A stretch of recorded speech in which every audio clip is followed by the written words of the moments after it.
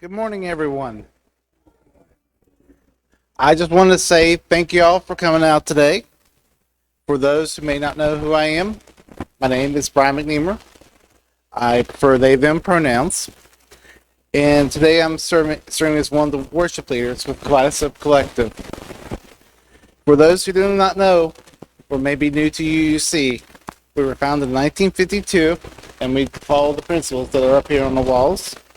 For those who may be online or later watching on YouTube, the principles basically say love is at the center of our faith.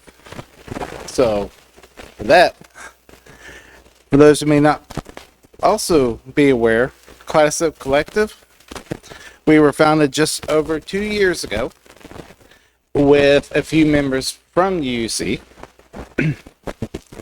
And we are the LGBTQ support group that hosts potlucks, game nights, the occasional movie night. We hold discussions amongst ourselves, and we are affiliated with UUC, but we are not a part of UUC. We act independently of the board's oversight, but we do keep to the principles when we meet. Everyone is welcome to a meeting, and if you'd like to learn more about our group after the service, feel free to reach out to myself, Billy, Casey, or any of us.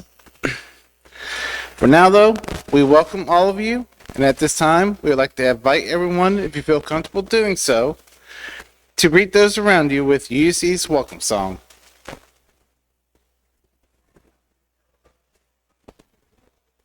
Whoever you are, we welcome you. I was waiting for it to come up on the screen.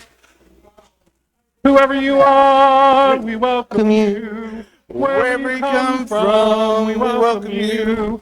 Whomever you love, we welcome you. Whoever you are, we welcome you. Wherever you come from, we welcome you. Whomever you love, we welcome you. All right. At this time, we would like to remind everyone to please check your orders of service for this week's announcements. And in particular, we do have a couple that I've been asked to read, the first one rather vehemently, so please bear with me. UUC needs your help. We are barely 7 days away from the rummage sale, and only 3 people have signed up. You know what? Count me in for one of them. I'll be number 4. This is or should be a major fundraiser for the congregation, but we cannot do it without your help. Use the QR code on the announcements page. It should be that one right there. Open up this week's weekly newsletter and click on the link, call, text, or message Sarah. But please sign up for a shift or 2 to help out next Saturday. Jobs include donating, sorting, pricing ahead of the sale to help on the sale day in several ways. Please, y'all, I know we ask a lot, but we really do need help this weekend from the UC staff. All right. Next one's from Kelly. Kelly has offered to organize a letter writing group in protest of the recent removal of multiple religions from the military code, including UUs and pagans. We hope to discuss this at Thursday's Spiral Moon Grove meeting and to help organize it. So if you're interested, Spiral Moon Grove meets Thursday at 6:30, and please come out and help.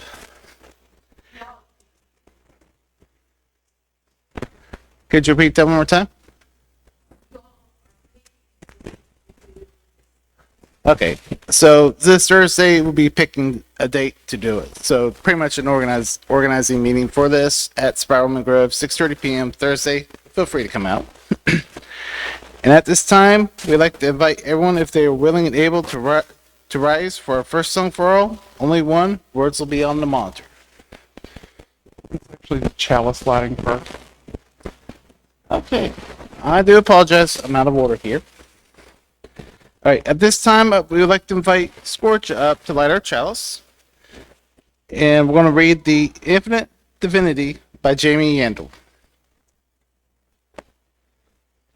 This chalice is lit and in the flames in memory of our trans and non-binary ancestors. Do a dance of freedom and liberation, reminding us that we are whole and holy, we are loved beyond all measure, and our refusal to accept anything less. May we know we are rooted in the infinite divinity, not regulated to the outskirts of the web of all existence, but enshrined at its core, and fleshed with stardust and fairy dust, is an intentional creation of space where our manatee divinities live. I butchered that. Sorry. All right, so now let's do the first song for all. Only one. Words will be on the monitors.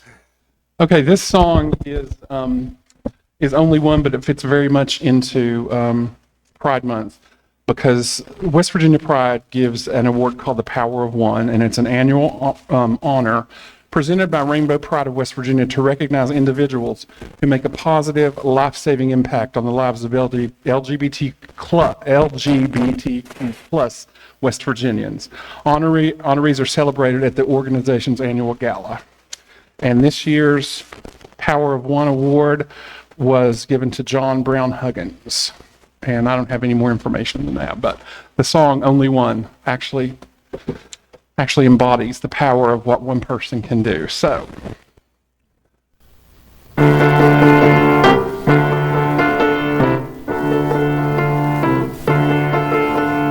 I am only one, but still I am one. I will not refuse to do what I can. I am only one, but still I am one. Cannot do it all, but I can do some. Only one, I'm still one. I will do all that I can. Only one, I'm still one. I will do all that I can.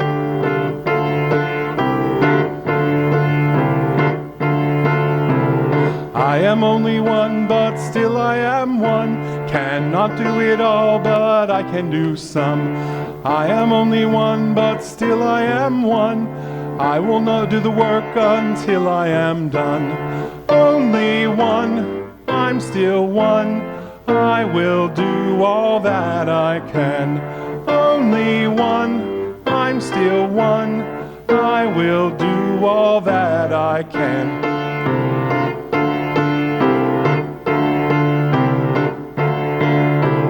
Now we are together, now we are two. Look at how much more we can do. Cooperation is the path to take. See the kind of difference it makes. Only two, we are two. Look how much more we can do. Only two, we are two. All it takes is me and you.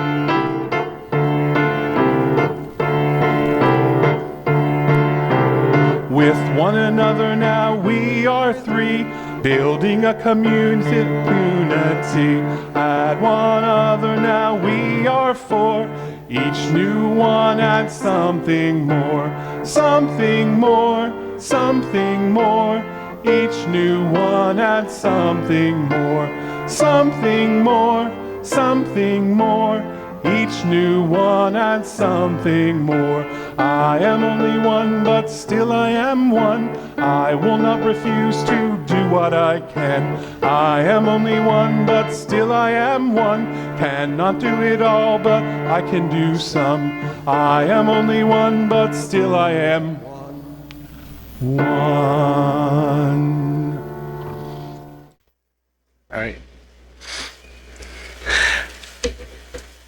At this time, let us recite together our covenant by James via Blake. Are they up? Okay. Love is the spirit of our faith and service is law. This is our great covenant, to dwell together in peace, to seek the truth and love, and help one another.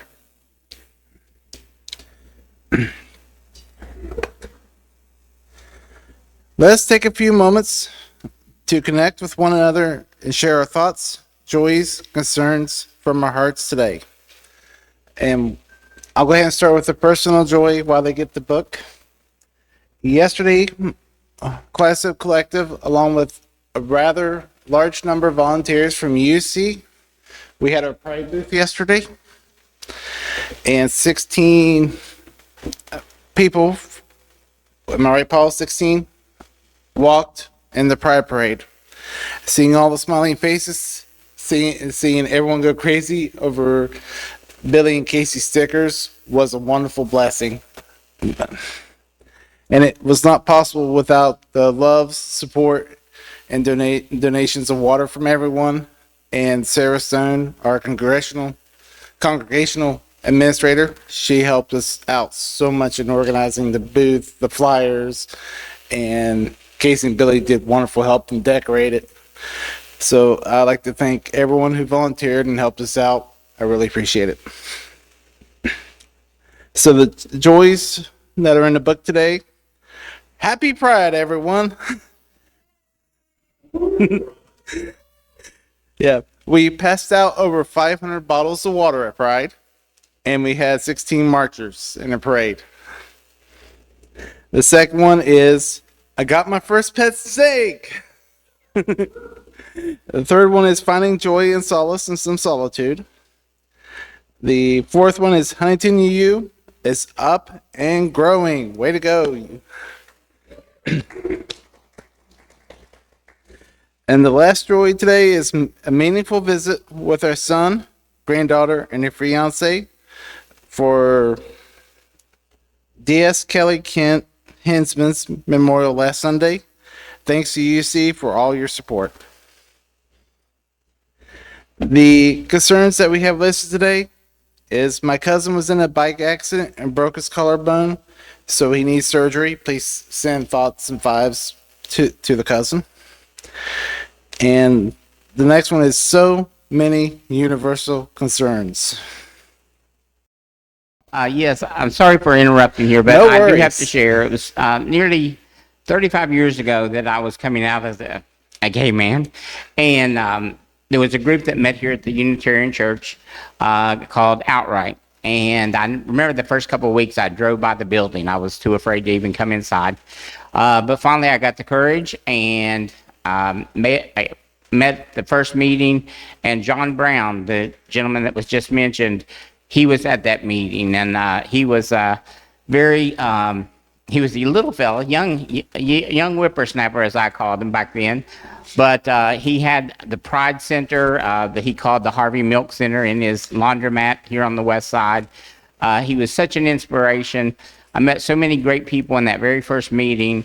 And for me just to come in today, and you all mentioned John Brown, and it brought back that memory, my first outright. I was outright because I was here.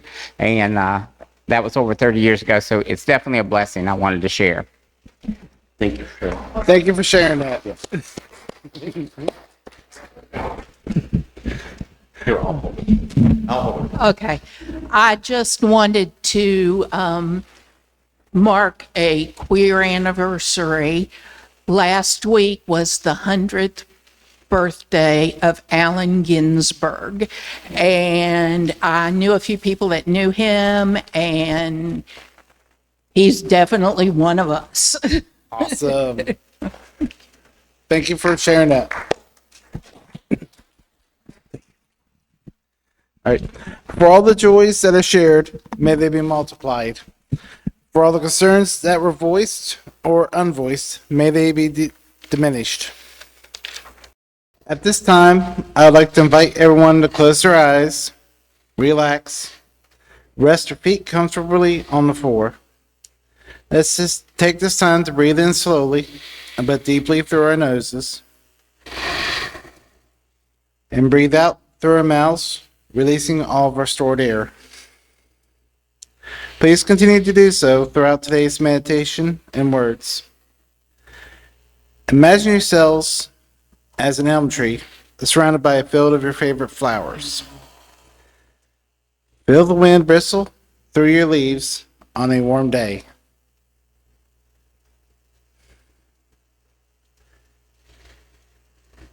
Now continue to hold that image and imagine a group of people walking up to you with blankets and baskets in their hands. Imagine them spreading the blankets out on the ground. Adults and kids of all ages, genders, backgrounds.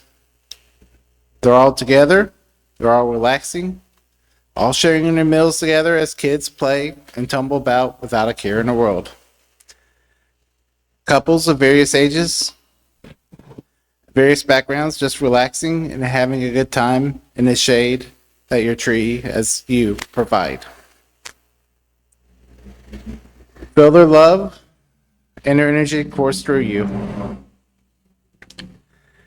After a day of playing, relaxing, and eating, they leave a small offering of water and food at your trunk and thank you for all the shade that was offered as they pack up their picnic and their other belongings and head home. Imagine the sun setting and the cool evening breeze wafting through your leaves and branches. Feel the cool night breeze as the moon rises in the distance.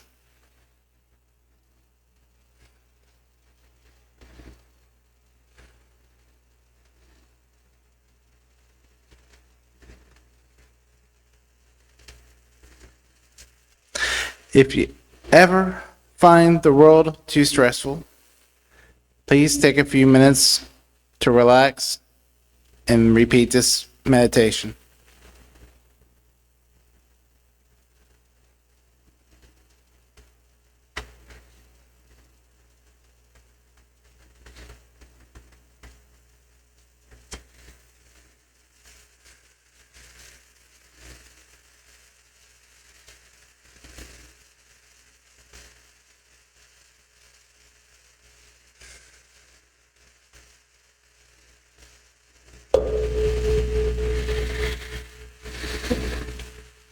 And at this time, I would like to invite Billy Polly up as one of our co-leaders of Kaleidoscope Collective to deliver today's core message.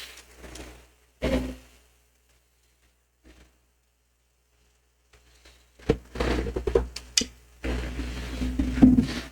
I'll have to stand on the thing. Can everyone hear me? All right, we're good. All right. So again, my name's Billy Polly. I am one of the co-leaders of Kaleidoscope Collective. And today I will be, okay, sorry, I got distracted. Today I will be speaking about the various, mostly deities throughout different cultures who today we might consider queer or LGBTQIA2S+, as well as some of the people who lived in the communities that worshiped them and who were queer. So being the nerd that I am, I made a slideshow, which should be up on these TVs. Where did I put? And I'm just going to let Neil know when to change to the next ones. I think the first one was just a title screen. And then I put up a disclaimer to go with the first bit here. If you'll put it on to that first, or I guess it would technically be the second one, with where it says disclaimer. All right. So the gods and those who worship them have been queer from the beginning. As with all concepts, the understanding of gender diversity, sexuality, and romantic attraction has varied across time periods and cultures. The deities, spiritual beings, and sacred roles we will be discussing could be considered LGBTQIA2S+, based on today's understanding of the wide spectrum of gender diversity and attraction. However, there seems to be no particular distinction between homosexuality and heterosexuality prior to the rise of Christianity. The distinctions were about one's status or role within society. Gender roles were blurred by the gods and devotees alike. Those who we would now label transgender, non-binary, or gender non-conforming were often considered sacred, taking on the roles of priests, priestesses, shamans, and healers. So if Neil will move on to the Cradle of Civilization slide. Let's begin in the so-called Cradle of Civilization, Mesopotamia, with the Sumerian goddess Inanna, who was known by Akkadians and Babylonians as Ishtar. and the god Enki. Inanna's devotees and priests were known for their androgyny and blurring gender lines. Those who were transformed by her from woman to man were known as Pili Pili. In Hedwana, Inanna's high priestess in the 23rd century BCE, before Common Era, city of wrote in her Passionate Inanna, which, if Neil will put up on the slide, that quote, to destroy, to create, to tear out, to establish are yours, Inanna. To turn a man into a woman and a woman into a man are yours, Inanna. The god Enki created the Gala, priests of Inanna who were transformed from man to woman to sing laments for the goddess. Enki also sent non-binary people known as Asenu, Kurgaru, and Kalu, created by Inanna as neither man nor woman, to rescue her from the underworld. Moving on into ancient Greece, Neil should be able to put up that slide as well. Similar to Inanna's Gala, in ancient Greece through the pre-Christian Roman Empire, the Galli were transgender priestesses of Cybele. Greco-Roman mythology is abundant with examples of queer deities and heroes. One such deity is Aphroditus, also known as Hermaphroditus, who was intersex. The god Dionysus, known to bend gender, was known to bend gender roles. While many of the gods could be considered bisexual, Apollo in particular stands out. I have a slide, if Neil will put up, quoting Plutarch, Greek historian and priest of Apollo, who wrote in the 2nd century, and therefore it is no mistake when the ancient poets tell their tales of the love Apollo bore Phoebus, Hyacinthus, and Admetus, as well as the Sicyonian Hippolytus, also of whom it is said that as often as he set out to sail from Sicyon to Syra, the Pythia, as though the god knew of his coming and rejoiced thereat, chanted this prophetic verse, Lo, once more doth beloved Hippolytus hither make voyage. Moving on into Egypt. I have a slide there for that as well. There is a tale of the Egyptian goddess Isis, also known as Aset, solving a gender-related problem for a Greek mortal. Iphis was a young woman who was raised as a boy, fell in love with another girl, and was ultimately transformed into a man by the goddess on his wedding day. A few Egyptian deities exist outside of the gendered binary as well.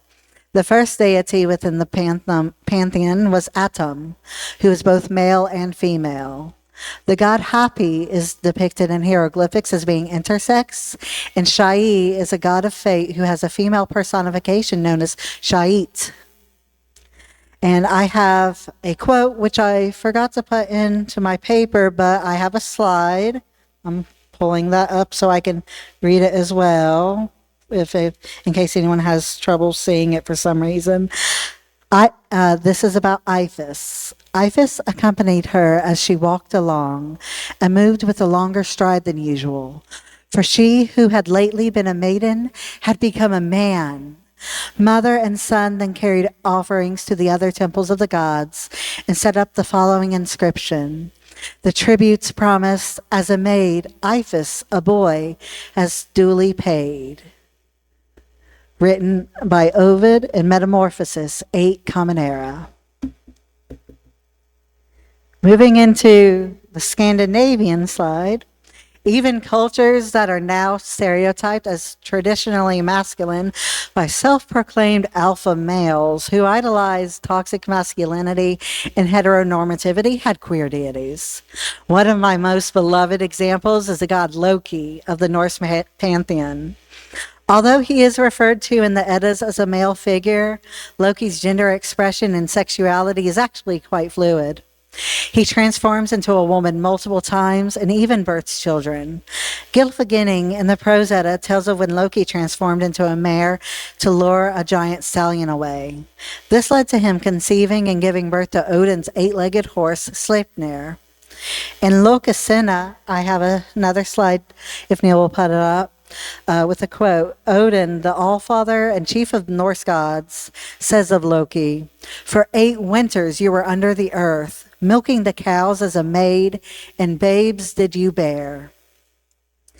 In response, Loki points out that Odin practices seidr, a form of magic that blurs gender lines and was considered quote-unquote unmanly to practice. Another Norse tale tells of a time that Thor and Loki cross-dressed as a bride and bridesmaid to retrieve Thor's stolen hammer Mjolnir. Additionally, Saxo Grammaticus suggested in his Gesta Danorum that the Norse god Freyr may have been worshipped by gay or effeminate priests in Uppsala, Sweden. Moving east to China, in the next slide, one of the 8 immortals in Taoism is Lan Kahai, who could be, I may have said that wrong, who could be considered non-binary or gender fluid due to their ambiguous gender and ability to present as a man or woman.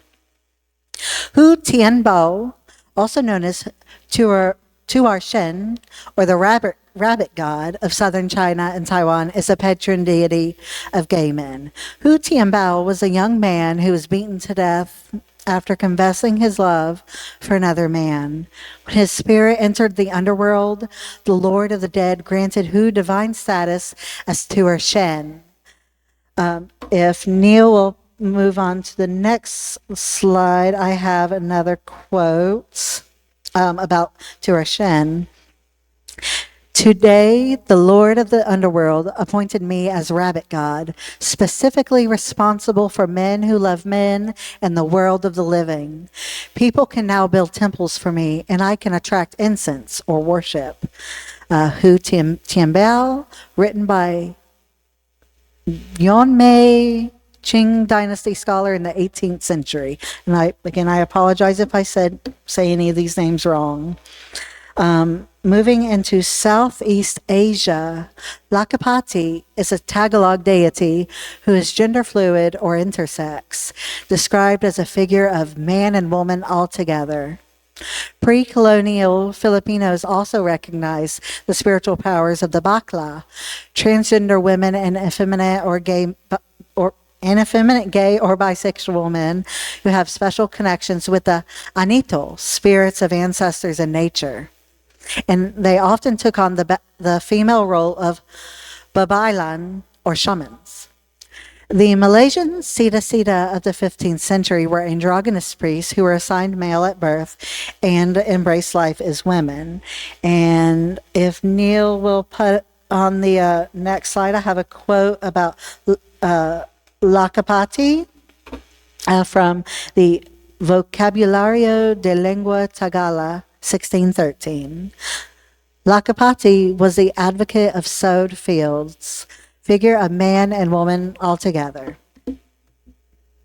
Within Hinduism, Ardhanarishvara that's a big word, is an androgynous fusion of the god Shiva and his wife Parvati or Shakti. Vishnu is a gender fluid god who takes on a female avatar known as Mahini. Bahutara Mata is worshipped as the patron of the Hijiras, trans and intersex Bangladeshis considered to be a third gender. Rama grants Hijiras the ability to confer certain blessings within the Bhatai tradition. Did I get that right, Sorsha? Going into Africa, the Fon people of Dahomey or Benin in West Africa have a creator deity who is both male and female, Mau Lisa, a fusion of the god Lisa and the goddess Mau.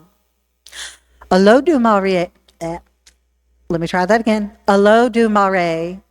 the creator deity of West Africa, also transcends gender and is referred to using gender-neutral pronouns. And then, across the Atlantic, Many of the divine spirits. I apologize, Neil. I was not letting you know when to change slides. So I hope you were keeping up. If not, that's my fault. Across the Atlantic, many of the divine spirits recognized in Haitian voodoo and Louisiana voodoo, African diasporic religions that blend West African religion with Catholic Christianity, could be considered LGBTQ.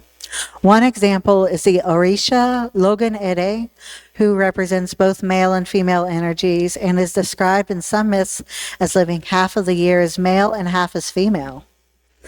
Urzuli Freda, one of the Loa, is seen as a protector of gay men, while Urzuli Dantor is a bisexual Loa who protects lesbians, along with mothers and female victims of domestic violence. Baron Samedi is known to break gender norms, as is Gede Nebo. And if no, Neil will move on to the next slide. Into Turtle Island.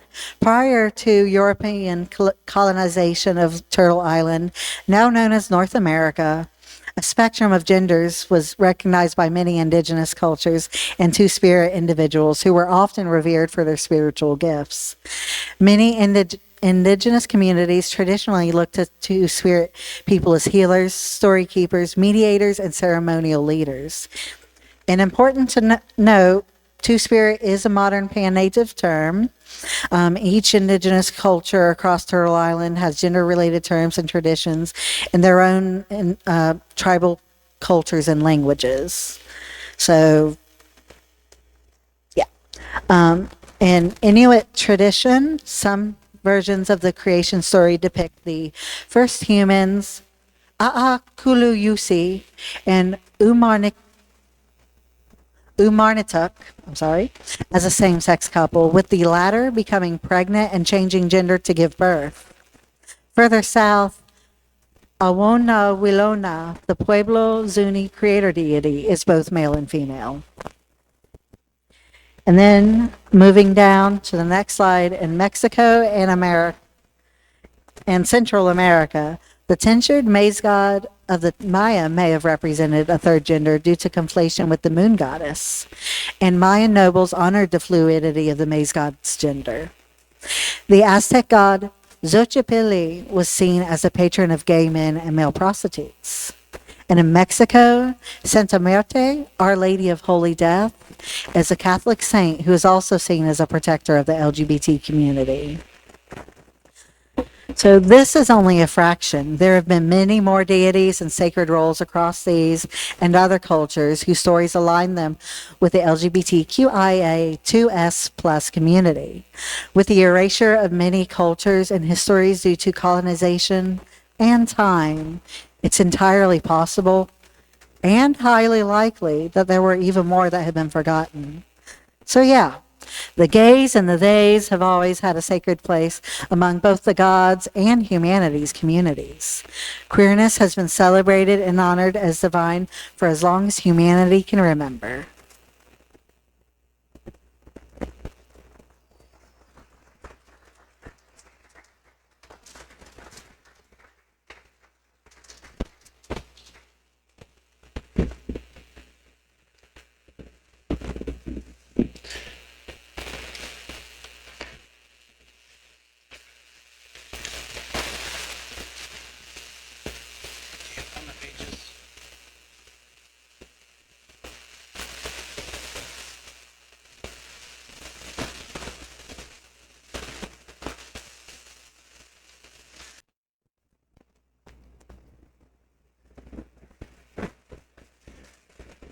All right. Is the angle good? Okay. Thank you, Billy, for delivering that. So next time somebody from Regress is saying, hey, queers haven't been around, apparently we have for a long time. A lot of that I didn't know. So thank you again for bringing that to us. All right. So for our challenge extinguishing today, we'll be using the closing words written by Sister Sweet Suffering Tea, also known as Tim Atkins. Blessed are the fabulous, for they remind the world that life is meant to be lived in color. Blessed are the brokenhearted, for they will find a chosen family to hold them together. Blessed are the drag queens, the leather daddies, the femmes, the butches, the bears, the twinks, and all beyond and between, for they show us the endless creativity of love. Blessed are those who have been told they are too much, for they will discover they are exactly enough. Blessed are the lovers who kiss on sidewalks, for they make the streets holy ground. Blessed are the ones who glitter, who dance, who vogue, who sing off-key in karaoke bars, for theirs is the kingdom of joy. Blessed are the elders who pave the way, for we follow in the freedom of their work. Blessed are the young who still are figuring it out, for the world is wide enough for all their becoming. Blessed are we, the whole queer family, for love is our birthright and joy is our inheritance. And at this time, as I go to extinguish the chalice, I like to. Okay, next is going to be the song for all. So if you'll go ahead and introduce that, and then our closing, Jamie, I'd appreciate it. This is another song that's from our new virtual hymnal, and it really goes with today. It was inspired by at UU General Assembly in 2024, Reverend Jacaren Bell offered the final comment before the vote on a business resolution supporting the rights of transgender, non-binary, intersex, and gender diverse people. The preceding discussion had been difficult at times, and she wanted to make sure that those groups heard one message unequivocally. Lean in, she said, I love you. The repetition of this message moved Reverend Lindahausen Ulrich to compose Holy and Divine in honor of the transgender, non-binary community to which they belong. Okay, this is a new song, and I'll just sing, and it's done as a chant, so we're going to do it over several times, and then I will stop you. Please stand as you're able. Words are on the screen.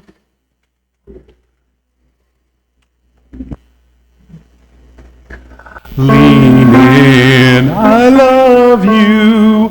Once again, I love you. Now and always, I love you. Your lives are holy and divine. Lean in, I love you. Once again, I love you. Now and always, I love you. Your lives are holy and divine.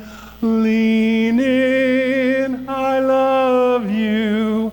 Once again, I love you. Now and always, I love you. Your lives are holy and divine. Lean in, I love you. Once again, I love you. Now and always, I love you. Your lives are holy and divine.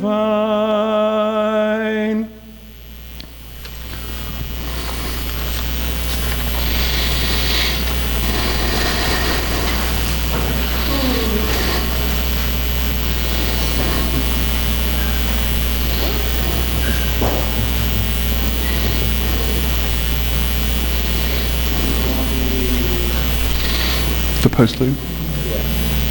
Yeah.